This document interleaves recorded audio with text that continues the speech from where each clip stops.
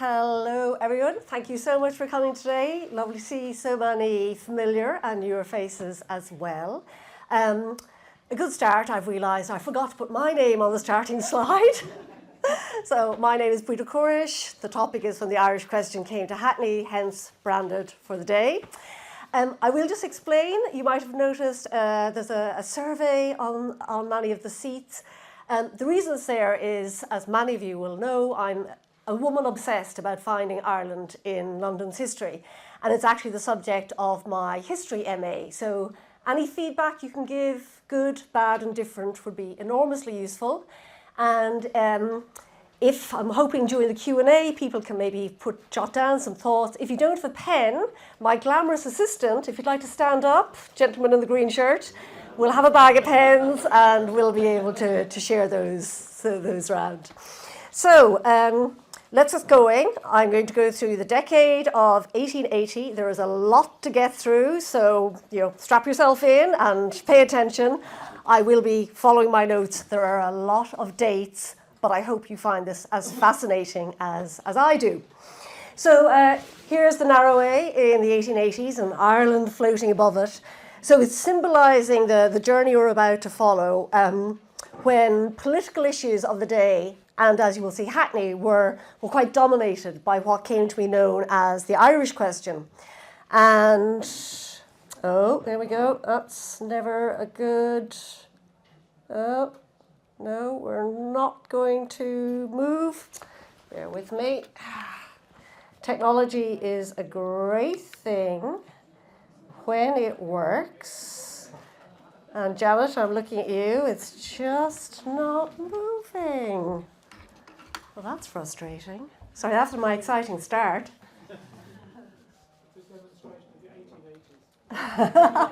Thank you.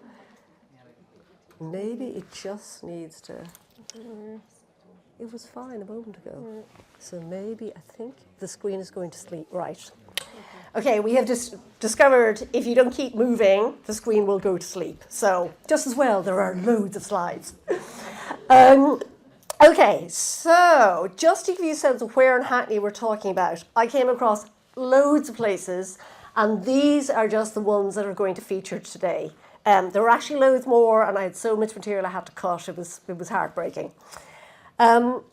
So what was the Irish question? Convulsed British politics during the 19th century, especially in the closing decades when the Liberal Prime Minister, William Gladstone, made it his mission to pacify the long-standing discontent in Ireland, famously immortalised, of course, by 1066 and all that. So what was the Irish question about? Very simply, land, religion, self-government, to varying degrees. And to put this in context, these were all products of the long history of Anglo-Irish relations, popularly referred to in Ireland as the 800 years, beginning in the 12th century, and you can see the little stars, also punctuated by repeated rebellions and uprisings. Now, land mattered because in 19th century Ireland was a profoundly unequal society where a very small number of people owned most of the land. Religion mattered because of the legacy of sectarian laws had privileged an Anglican Protestant minority elite and effectively subjugated the vast majority of the Catholic population. And so, not surprisingly, this manifested as a demand for self-government with a particularly strong sense of Irish nationalism emerging in the 19th century. This was the demand for home rule for Ireland. Now, home rule was essentially a form of, ran on too fast. Home rule was essentially a form of devolution with the intention of reinstating a parliament in Dublin, which had been dissolved when the Act of Union in 1801 first created the United Kingdom of Great Britain and Ireland. And the reason this demand became so strong in the political context in the 19th century was the Catholic emancipation of 1829 allowed for the first time MPs in Westminster to be Catholic, and therefore the Irish representation in Westminster increasingly represented the wants and needs of the majority Catholic population in Ireland, rather than that Protestant minority elite. Now, so if we look at British politics in the 1880s, so you're going to see there's 5 years of a Liberal government led by William Gladstone, and then there are 3 years of minority government. And as we all know, minority governments can be pretty unstable. The Liberal Party of Gladstone advocated free trade, minimal government interference or intervention in the economy, but also reforms, very importantly, like extension of the electoral franchise, whereas Lord Salisbury's Conservative Party was rather more wedded to traditional class privilege. But both of the party leaders were equally keen on preserving the established order in Ireland. And as we will see, certainly at the beginning of the decade, both were equally willing to use state coercion to achieve that end. Now, that preamble out of the way, what's happening in Hackney? So, courtesy of the Hackney History Society, this is a map of the borough as it was from 1964, but it gives you a good sense of how the area was growing, and particularly that expansion northwards. And the political significance of that was this development of large houses for the middle classes and what was termed respectable terraced housing for the lower middle class clerical workers. This manifested as a new form of suburban politics, sometimes referred to as villadom, tended to be conservative with both a small and a big C. So from the perspective of electoral constituencies, you can see initially Hackney was one of just 10 electoral constituencies for all of London. Each constituency returned 2 MPs. And interesting to note that already the London Home Rule Council, as in Home Rule for Ireland, had already studied the register roll and worked out about 10% of the eligible voters in Hackney were Irish. But the electoral reforms of the mid-1880s saw Hackney divided into these 3 constituencies, each of which returned just 1 MP. And it was in single-member constituencies that the conservative influence of the new villa suburbs became more dominant. And the consequence was that what had been a solid Liberal constituency returned after 1885, Conservative representatives in Hackney North and Hackney Central, with only Hackney South holding out as a Liberal stronghold. And Hackney South will become a very dominant electoral constituency for the latter half of this talk. A little longer preamble than I had intended. So our story begins 1880, the general election, and the Liberals have come back with a massive majority. Gladstone is Prime Minister again. Hackney is Liberal again. And I love this. This gives you a sense of how passionately people in Hackney felt about their politics. This is a letter written by a very little girl on 69 Wells Street. And she wrote to Gladstone basically telling him how pleased she was that the Parliament is a Liberal one. And I love the fact she includes this important PS. We have your bust in our parlour in a particular place so that everyone can see it. And that election also saw the emergence of an important new player in Anglo-Irish relations. That was Charles Stewart Parnell. He was the MP for Cork City, and by this stage he was the leader of the Home Rule League that would become the Irish Parliamentary Party. And he was also president of the Irish National Land League, Conradh na Talún in Gaeilge. And this was a mass movement in the Irish land war. It was coordinating tenant-farmer opposition to the excesses of landlords, and it was also campaigning for those tenant farmers to actually own the land themselves. And the fact that Parnell himself came from the Anglo-Irish Protestant landlord class reminds us that the politics of the period were much more nuanced and a sort of a simplistic Catholic-Protestant divide. Now in Hackney, you'll be glad to see the Hackney Working Men's Club had already taken up the cause of Home Rule and unanimously resolved to form a Hackney branch of the Home Rule Association. There's a great article in the Hackney History magazine from some years back by Barry Burke, which tells you all about the Working Men's Club. They ended up having more than 1,500 members. They were radical, they were Republican, they were secularist, and they turn up over and over again in this story. So a couple of weeks later, the members crowded the club hall at 27 Haggerston Road to hear from two of Parnell's key lieutenants. These were MPs and journalists, T.P. O'Connor and Justin McCarthy. And at that meeting, speeches in support of Home Rule for Ireland were also given by two Englishmen, and these were Thomas Tongue, who would later be president of the Working Men's Club, and Charles Freak of the Boo and Shoe Riveters Union. Now, by the beginning of 1881, the tenant farmers of Ireland had embarked on a massive rent strike. There was agrarian violence, there was civil unrest, and in response to the land war, Gladstone decided to pass a new Coercion Act in Ireland. Now, these were emergency powers, and there were easily 100 of these passed and applied to Ireland over the course of the 19th century. What Gladstone was doing, he basically wanted to allow internment without trial of anyone suspected of involvement in the land war. So this is a cartoon from Punch magazine, and you see Gladstone is attempting to strangle the three-headed monster of anarchy, terrorism and sedition. The monster is wearing a belt that says the Land League, but if you notice, Gladstone's foot is on a barrier that says obstruction, because Parnell's Irish Parliamentary Party were using and abusing, if you like, the parliamentary techniques in Westminster to basically try and stop Gladstone's coercion bill being passed.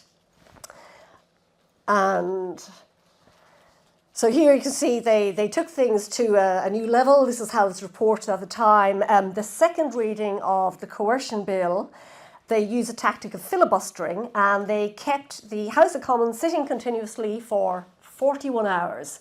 And it only came to the end by the Speaker stopping accepting their questions, and Gladstone after that actually formalised that as what was known as the guillotine process. So like even until recent years, you would have heard about how lively debates were brought to an end through the guillotine tactic. But despite the fact that the Irish were trying to stop Gladstone's bill, the Hackney Young Men's Liberal Association invited the Irish Home Rule Party to speak about the land question at Hackney Town Hall, where the speaker that night again was Justin McCarthy. And he explained the history of land dispossession in Ireland. And I think we can see in his emphasis on the land rights of the tillers of the soil, you can get a sense of why that resonated so much with the men that were part of the Hackney Working Men's Club. There is a fantastic account of this meeting in the local newspaper, the Hackney and Kingsland Gazette.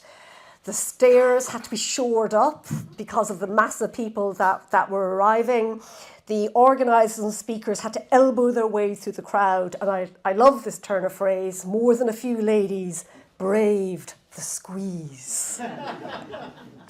Which is an important reminder that just because women don't feature so much in the historical record as men, that doesn't mean they weren't interested and actively engaged. So you can see here the difference between how some of the British and Irish media were representing Gladstone's coercive, repressive policy of coercion in Ireland. So again, Punch is deploying very familiar anti-Irish tropes. You have the simianized face of the devilfish, which Gladstone is wrestling and trying to kill. But on the other side, the Freeman's Journal in Dublin, a nationalist paper, instead is depicting Gladstone as St. George of England. The yellow flag of the Liberal Party is his standard, and he is dragging along by force Erin. She is the female personification of Ireland. And you see this real polarisation of these sort of images again. these are very much reinforced in 1882. There was a shockingly brutal murder in Dublin by a revolutionary breakaway group called the Invincibles, who killed with extreme brutality the Chief Secretary for Ireland, Lord Frederick Cavendish, and the most senior civil servant, Thomas Burke. So once again, here is Punch using the Simeonized feature of the Irish Frankenstein monster, with the inference that Parnell, here in the corner, he has created the monster.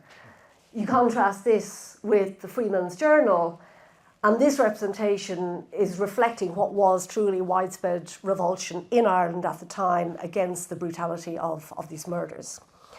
Back in Hackney, feelings were running very high, and apparently it was reported a band of working men from Hackney were intent on lynching Parnell if they had been able to find him. Now, we are jumping forward 2 years to 1884. Hackney's long-standing Liberal MP, Henry Fawcett, he dies. There's a by-election, and the new Liberal MP is Professor James Stewart. And I think it's interesting here to see the demands that were made by the Liberal candidate if he was to receive the Irish Home Rule vote in Hackney. Now, in reality, Stewart had a majority of over 6,000, so the Irish vote would not have made a huge difference. But small numbers did not stop an Irish takeover of the Hackney Parliament.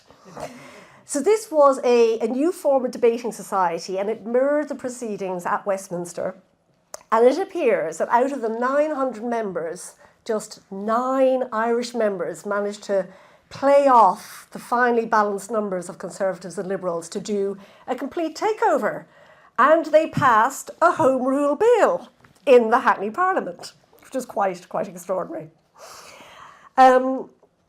By the summer of 1885, Gladstone's government had collapsed, and just like the Irish in the Hackney Parliament, Parnell was playing off Gladstone and Liberal to see which party was going to receive the support of the Irish Parliamentary Party in Westminster.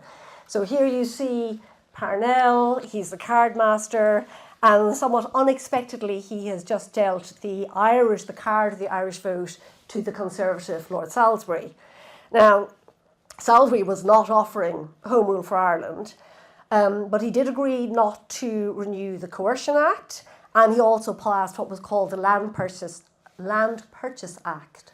And that started making it was a financing scheme which made it a bit easier for Irish tenant farmers to start buying the land that they were renting.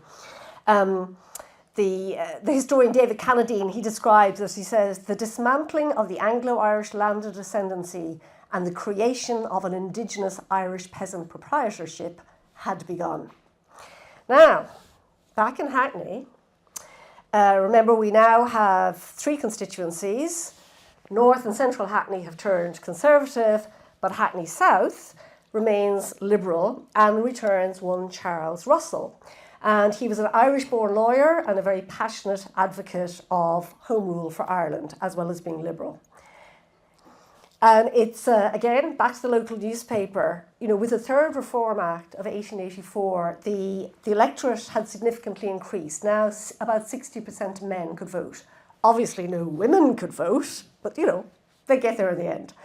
And the newspaper describes a scene of great excitement. More than 1,000 people stood on the steps of Hackney Town Hall for 4 hours until sometime after midnight they got to hear the results of the poll. Now, who was Charles Russell? He was born into a Catholic family near Newry in County Down. He started life as a solicitor, came to London to become a barrister, was also for a while the weekly correspondent of another Irish nationalist newspaper called The Nation. In a sign that something sadly never changed, you can see his election was apparently due in no small part to his efforts at addressing the problem of pollution in the River Lee. Where have we heard that before? Similarly, some things didn't change in national politics. More agrarian unrest in Ireland, so the Conservatives go back to the policy of coercion. Parnell withdraws his support from them and gives it to the Liberal Party instead. And this was assisted by Gladstone's very dramatic conversion to Home Rule. He had finally come to the conclusion that the conciliatory policy of Home Rule, rather than the state violence of coercion, was the only viable answer to the Irish question. Now, when Gladstone formed his new minority government with Parnell's support, he appointed South Hackney's Charles Russell as the new Attorney General. And in the parliamentary procedure of the time, anyone appointed to a senior position automatically vacated their position, and then they had to go through a by-election to be reappointed. Normally a formality, and they were returned unopposed. But on this occasion, the Conservative Party did put up a candidate against Russell, making the South Hackney by-election all about Gladstone's policy of Home Rule for Ireland. And this is what Salisbury wrote in the papers. This is what he wrote to the Conservative candidate. He said, "No opportunity should be lost in awakening the people to the danger by which they are menaced. The dismemberment of the empire will be thrust upon them if Home Rule was to be granted to Ireland."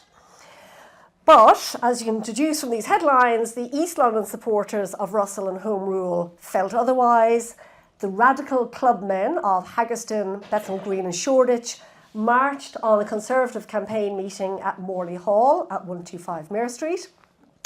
They burst in, they besieged the hall to the great consternation of the ladies, of the attendees, which once again included many ladies. And there's this fantastic detail that apparently in an attempt to restore order, someone started playing God Save the Queen on the organ in Morley Hall. But the radical clubmen drowned it out by singing the French Revolutionary anthem of La Marseillaise. So Russell was returned with his majority doubled, reportedly with the help of the Irish electors. And you'd be very pleased to hear the Irish Freeman's Journal describes South Hackney as one of the most educated and competent of the English metropolitan constituencies. So thank you all very much. April 1886, Gladstone introduces his first Home Rule Bill. But by now, the Conservatives are enthusiastic unionists, and they are basically supported by those in the Liberal Party who fundamentally disagree with Gladstone. So, Morley Hall, we have another near riot taking place. A large number of local Liberals and Conservatives were attending an anti-Home Rule meeting, and they were besieged again. So if you're passing by, this is the building today on Mare Street. I believe part of the original building of Morley Hall is still in the back of this. So you have to imagine the scene. Police on horseback were outside trying to control the melee. The radical supporters of Home Rule forced their way into the meeting. And another great turn of phrase, the newspaper says, "The crowds outside groaned at the police, and the opponents of the meeting inside cheered for Parnell." And so there was another general election. But all of that passion was for naught. The Home Rule Bill was defeated in the House of Commons with the support of about part of the Gladstone's Liberal Party. So hence there was another general election. And again, essentially, the electors were being asked to support or reject Home Rule for Ireland. So, as part of the election campaign, there was a monster meeting held on London Fields. This was organised by the Hackney Radical Federation, and that had been organised largely by the Hackney Working Men's Club. Apparently the weather was delightful that day. An enormous attendance from all parts of East London. The local paper said 7,000 or 8,000 people. The American papers said 10,000 people. Now apparently 2 platforms were constructed for the Gladstonian Liberal candidates for Shoreditch and Bethnal Green. And the balcony of a house at the south corner of London Fields served as platform for the Hackney candidates. I sadly have not been able to pin down the address. But from that balcony, the local Liberal leader, Michael Young, exhorted the crowd to restore the character of Hackney as the home of liberalism. And then South Hackney's MP, Charles Russell, said, "The people of Hackney should see Mr. Parnell face to face in order that they may find out for themselves. He did not smell of brimstone. He had not got tail or a cloven hoof."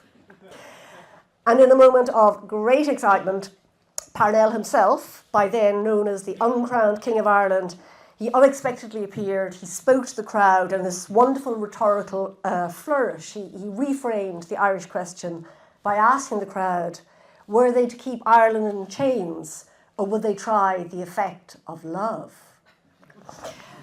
But again, despite these stirring words, Gladstone lost the election on the issue of Home Rule. Salisbury formed a minority government, this time propped up by the breakaway faction of the Liberal Unionist Party. Russell did retain his seat, but his majority was dropped to only about 100. Now, what's happening back over in Ireland? Agrarian distress is getting much worse, and the land war was reinvigorated through what was called the Plan of Campaign. You may not be surprised to hear that Salisbury's government responded with an even more draconian policy of coercion through this act championed by the new Chief Secretary of Ireland, who came to be known as Arthur Bloody Balfour. His Perpetual Crimes Act allowed for the imprisonment of anyone suspected of organising rent strikes and boycotts. So once again, there were expressions of solidarity from Hackney. A massive anti-coercion demonstration in Hyde Park on Easter Monday, and the little square in red is highlighting where the Hackney contingent met upon the day. And that is where Charles Freak, one of the organisers of the Hackney branch of the Home Rule Association, he spoke again.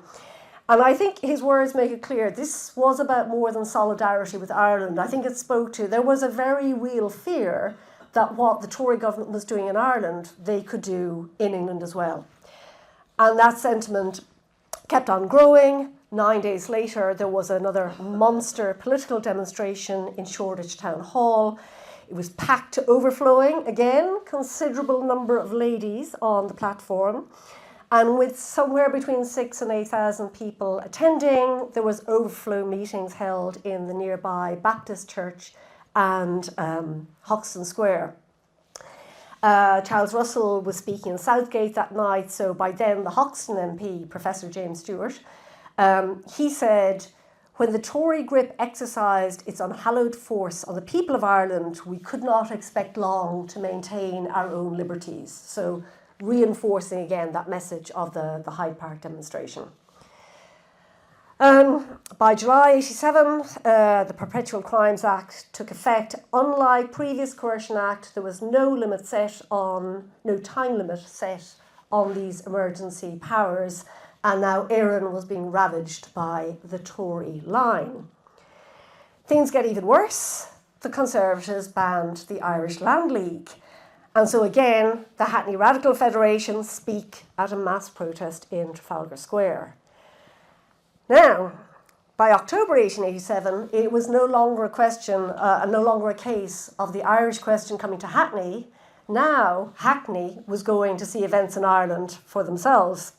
So an English delegation, including Mr. Alfred Pike from the Hackney Working Men's Club, they went over. The Unionist Belfast newsletter, as you can see, was rather dismissive, describing it as a fashionable pastime for that class of men who flirt with socialism. When the delegation arrived at Lord Clanrickar's estate in County Galway, in a place called Woodford, this was the sort of thing they would have seen by now. Armed police were taking part in mass evictions of tenants that were involved in boycotts and rent strikes. And although this is from a different estate, it's at the same time, and it just shows this, the battering ram was commonly used basically to make these modest homes uninhabitable. And Mr. Pike's, Hackney's Mr. Pike and the rest of the English delegation basically became a part of a game of cat and mouse as they made their way to the town of Woodford and Galway, because one of the Irish radical MPs, William O'Brien, who was involved in the Plan of Campaign, He was holding a monster meeting. The meeting had been outlawed. O'Brien was under threat of arrest. So the meeting ended up being held in secret at midnight. As Pike and the others in the delegation crossed the country, they were assailed and dispersed by the police, who were described as being particularly brutal in their conduct. And again, Pike spoke at the monster meeting in Woodford, reiterating support for Irish Home Rule. And I think we have to imagine the impact for people in Hackney when Pike came back and he shared not just what he had witnessed, but what he had also experienced on his trip to Ireland. But let's not forget, not everyone in Hackney held the same view. And here we see the conservatism of suburban villadom. So the Stoke Newington branch of the Primrose League, which was a popular conservative organisation, enthusiastically endorsed Lord Salisbury's government policy in Ireland. Events in London really came to a head on what's come to be known as Bloody Sunday in November 1887. Almost daily protests about unemployment had already been taking place in the West End, in Trafalgar Square. And when the police basically banned meetings and demonstrations in Trafalgar Square, an alliance of radical socialists and others basically decided we're going ahead with a mass demonstration for two main reasons: to protest against coercion in Ireland, and by now the imprisonment of the radical Irish MP William O'Brien, and to demand the right of free speech and assembly in Trafalgar Square. And huge crowds attended, thousands of Irish Londoners, and you can see the no coercion banner at the centre of that illustration. The demonstration was broken up by the police with extreme violence, and it really largely broke the spirit of the movement, although some of the groups were determined to keep up the pressure. And about a week later, there was another demonstration in Hyde Park, and again we see Alfred Pike of the Hackney Radical Club is speaking again. Now, just checking my time, as we come into the closing years of the decade, our focus turns back to parliamentary politics, and this is the high drama of the long-running judicial inquiry, which was known as the Parnell Commission. This had been demanded by Parnell. The Times had basically published a series of articles in 1887, essentially accusing the Irish Parliamentary Party leadership of being complicit in murders and outrages in Ireland during the Land War. They had also published a facsimile of a letter which purported to come from Parnell, where he endorsed that very brutal murder of the Chief Secretary of Ireland back in 1882. And there you can see South Hackney's MP, still an MP, but also QC, and Charles Russell basically represented Parnell and about 65 Irish politicians at the commission. And this image from the Illustrated London News, this is capturing the kind of dramatic moment when Russell destroyed the credibility of the journalist Richard Piggott, the spirited man here. He was the person who had given the letter purportedly signed by Parnell to the Times. And Russell exposed the fact that Piggott had in fact forged the letter himself. This is a description of Russell in action. It was a fine sight to see him rise to cross-examine with that searching glance which pierced the very soul. Russell produced the same effect on a witness that a cobra produces on a rabbit. Notice also the packed public gallery. The commission was the cause célèbre of the day, and plenty of women attended. And here you see a quote from Constance Mary Buxton. She was married to the Liberal MP for Poplar, and you can see she describes her day listening to this as the most exciting time that she had ever spent. Parnell would receive a hero's reception from Gladstone and other supportive MPs when he re-entered Parliament after his name was cleared by Russell. However, away from Westminster, things are bad again in Ireland. This map shows the potato crop was failing. You can imagine there was kind of like a terrifying echo of the Great Famine, which had started 45 years earlier. And thanks to a letter called Help for Ireland, again in the local newspaper, for once we see the name of one of the women who was actively involved in politics of the time. Louisa Sampson, remarkable woman, suffragist, journalist, poet, involved in so many things. And as you see, a leader of the North Hackney Women's Liberal Association. She lived at 22 Paget Road in Stoke Newington. So, the good news is that Ireland did not descend into mass famine again, but 1890 ended in disaster for the cause of Home Rule because of this. Parnell was named as co-respondent in a divorce case. His fellow MP in the Irish Party, Captain O'Shea, was divorcing his wife Catherine. Catherine and Parnell had been in a relation for almost 10 years. Her husband knew all about it. And she actually was a very important person because coming from an upper-class English liberal family, she had been instrumental in opening up the lines of communication between Gladstone and Parnell in the first place.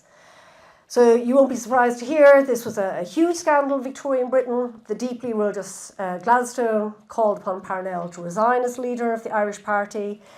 South Hackney's MP, Charles Russell, was also a devout Catholic, and this is from when he gave his annual address to his constituents at Morley Hall, that place again. He said he spoke more in sorrow rather than anger. And we spoke about Parnell. Parnell's name was greeted with hisses and counter cheers. But for Russell, the cause of Irish Home Rule was still a just cause. This is the great tragedy of Irish politics at the time. Parnell refused to step down. The Irish Parliamentary Party split, as you can see illustrated here, and then under a year later, Parnell suddenly died, and it was a huge shock for supporters and opponents alike. He was one of the defining political figures of the age. And what happened to Charles Russell? Well, when Gladstone got back into power after the 1892 general election, again with the support of the Irish nationalists, now minus Parnell, he appointed Russell as Lord Chief Justice of England. This was hugely significant. Russell was the first Catholic to hold that position since the time of the Reformation and Henry VIII. And as ever, the Hackney and Kingland Gazette's praise for their departing MP stressed local issues. Not only was Charles Russell always trying to improve the condition of the River Lee, he was also instrumental in the acquisition of the Hackney marshes. I'm getting my wrap it up moment. Basically, 6 years later, he died. You can see his cross here in Epsom Cemetery. And in 1907, what was Bishop's Road off Well Street was renamed as Killowen Road in his honour. So very quickly, I'd like to kind of ask you to think about, maybe what we can take away through this canter through the decade. So really, I think there was three things. So first of all, you see how passionately the Irish question was playing out in Hackney, just as much as in Westminster and Ireland. We also get a sense of how much women were involved, even though we didn't know many of their names. And I think we should also be aware of how much this is part of a wider pattern of how much we like to celebrate Hackney's radical past. But I hope the talk has also illuminated how much Hackney embodied the rise of suburban conservatism and the concept of Villa Tory, because whether we think they were on the right side or the wrong side of the Irish question, they, as much as the Liberals and the Hackneys, shaped the political history that we can tell of Hackney in the 1880s. Thank you very much for your time.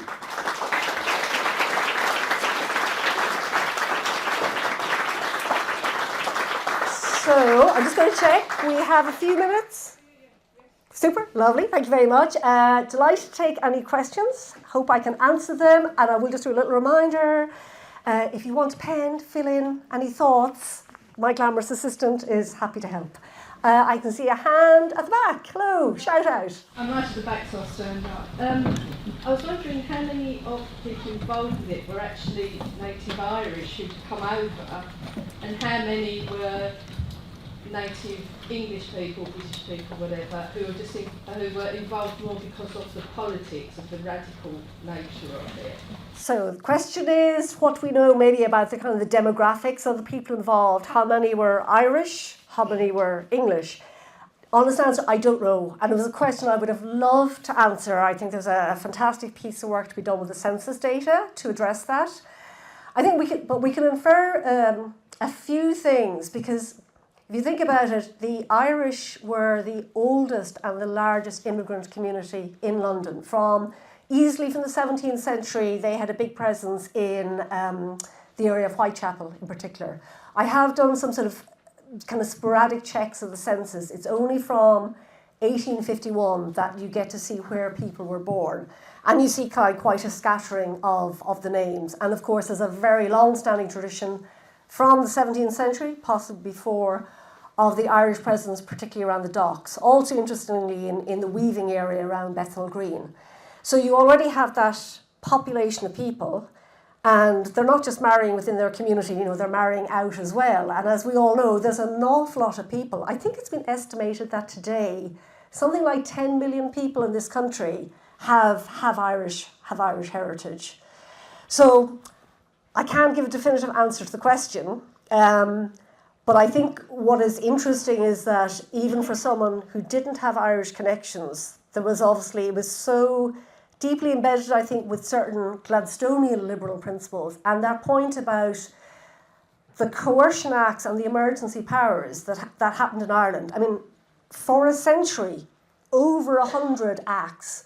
I think there was a very genuine fear that this could happen here. Because, of course, people will have had memories of things like the Peterloo massacre here, or indeed like the violence of the police, even in Trafalgar Square that day.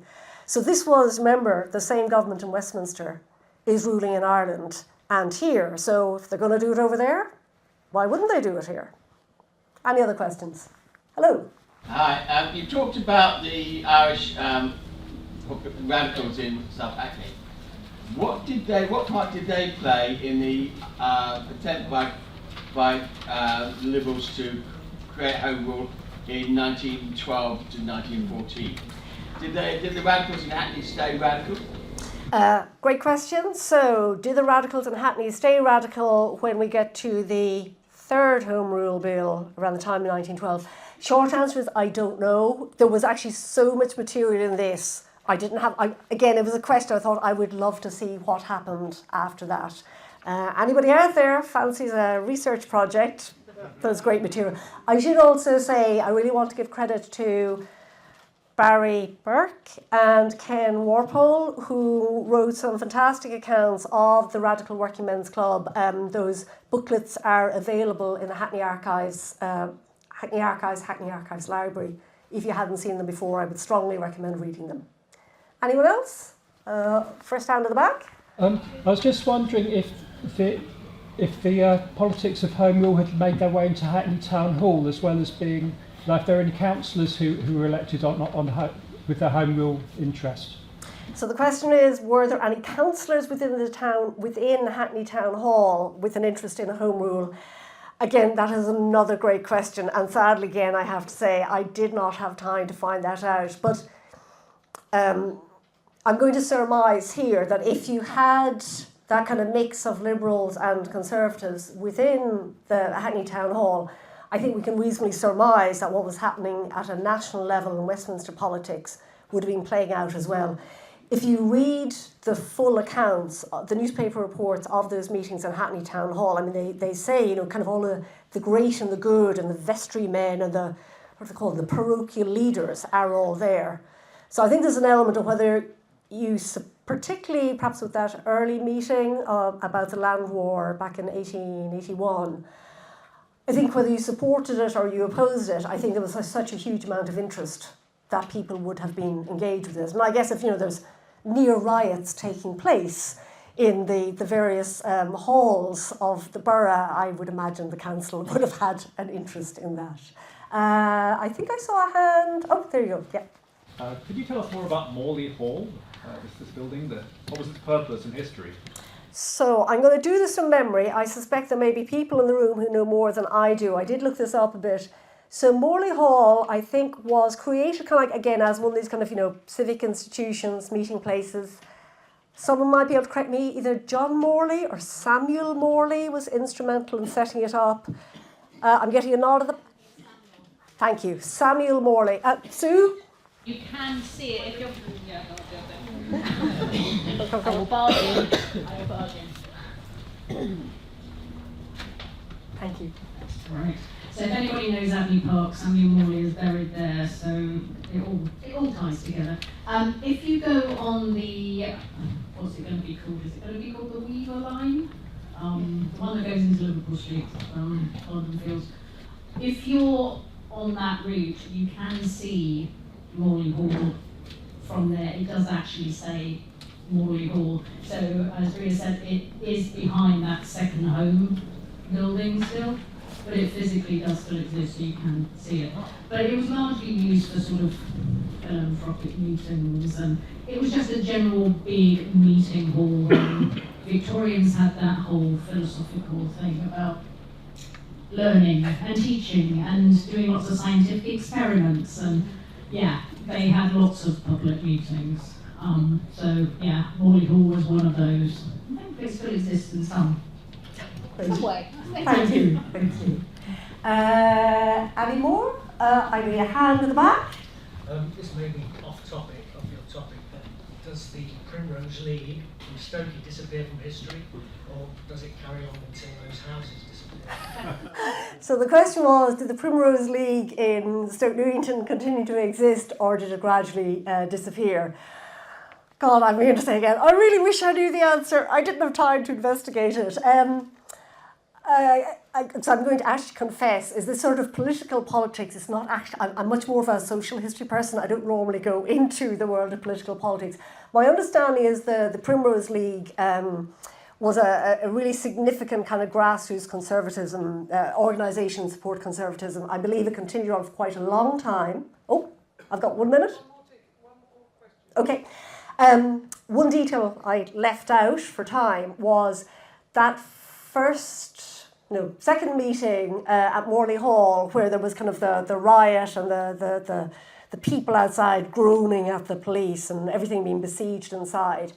That meeting had been organised by, I've seen two accounts. It was organised by a group called the Irish Loyal Patriotic Union, formed in Ireland, and which is basically a unionist or Irish unionist organisation opposed to Home Rule.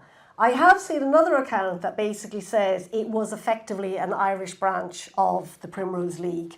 Again, if there's anyone in the room who's more of an expert in conservative political history, I'll defer to your greater knowledge. One more. I was going to say, the Primrose League commemorated Disraeli, who used to wear a primrose in his buttonhole, and Disraeli, like Johnson, for some reason cut through to the working classes, so it was a way of popularising conservatism. Fantastic, thank you. Janet, are we done? Okay, any more? Oh, sorry, lady in the hat. I think, again, it's probably an unfair question, a bit out of your period, but it is socio-political. Are there any connections at all from the latter years of the Chartists into the period that you're talking about, in terms of any of the names, perhaps, that you're picking up on? Yes, there definitely is one detail, which is coming back to me now, was when 1884, the Third Reform Act, which we all, is most famous for extending the franchise to rural workers and so on, that was 1885, that was preceded 1 year earlier by the redistribution of boundaries, which is when Hackney split into 3 constituencies. And I do recall seeing a point being made that idea of having constituencies which were broadly equal in population and which returned 1 MP each, that spoke to one of the key demands of the Chartist Association. I would imagine, again, for the experts who are closer to the history of the radical working men's clubs, I've no doubt there were more connections as well. Thank you all so much for being a wonderful audience.